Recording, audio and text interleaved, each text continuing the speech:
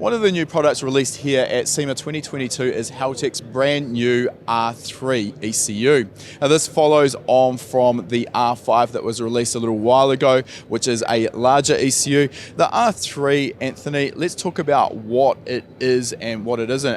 And let's start with the number of cylinders it's really designed to drive here. What sort of engine would you choose the R3 for? Yes, Andre. So the R3 is actually suited for up to an 8-cylinder. So this would be great for our LS guys and even our JZ guys, our RB guys. Remember, it's up to an 8-cylinder. So this could be used on a K24 with stage injection or a 4G63 with stage injection. There's still 8 injectors at play here. So you've got 8 injector and 8 ignition drives, so you can run that 8-cylinder engine direct fire and sequential injection. Yes, sir. Yes, sir. That's the point. Yep.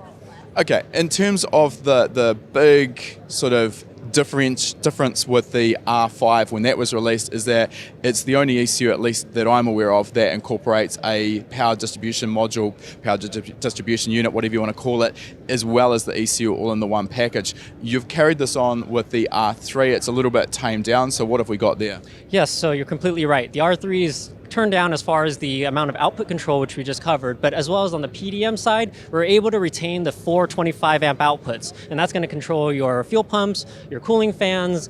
You could do starter control as well, but what we really lose here are the 8 amp outputs that the R5 had. So the R3 still has the double H bridge, so we actually have 4 8 amp outputs if the H bridges are not being used.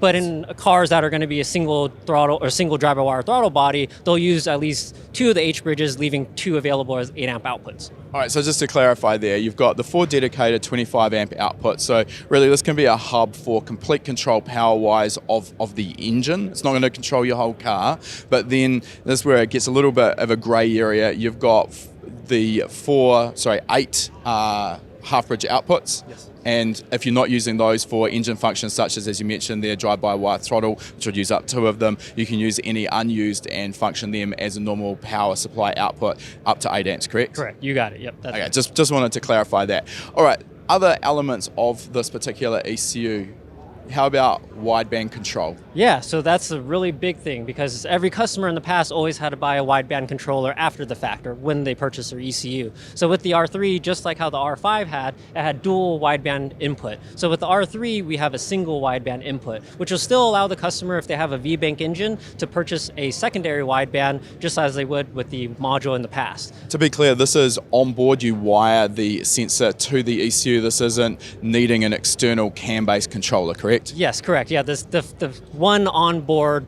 wideband sensor available for the R3. You would just wire the 6-pin O2 sensor to the ECU itself. Okay, in terms of logging capabilities, what's the R3 got available there? The R3 has a 128 megabyte onboard data logging memory. It is slimmed down from the 512 megabyte download data on the R5, so we did have to trim some of that down.